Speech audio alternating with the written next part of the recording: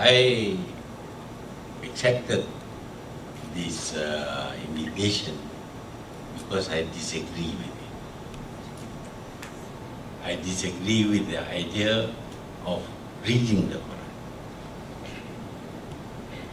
I will agree if it means understanding the Quran. The problem that we have today is because people don't understand. The stress is more on reading, on memorizing, but not on understanding. We have schools and schools everywhere where people seeking to have more merit for their afterlife start schools where people memorize the Quran but don't understand the Quran.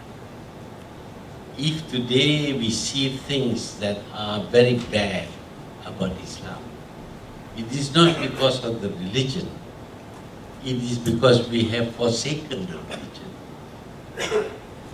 The Quran is referred to as Kitab, the mother of all kitabs, all books on religion.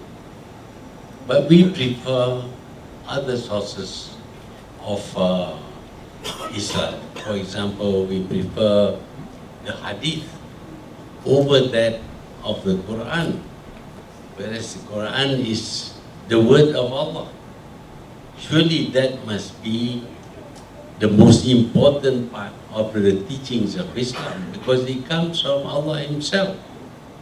And yet, we find occasion where people reject the Quran in favor of other sources like the Hadith and even the opinions of our leaders, our ulamas, and our, learned people. It is because we desert the Quran that we are lost. We are doing things which are very un-Islamic and even forbidden by Islam. We Muslims proudly say that Islam is not just a belief, not just a faith. It is a way of life. It is a deen, a way of life. It covers every aspect of your life.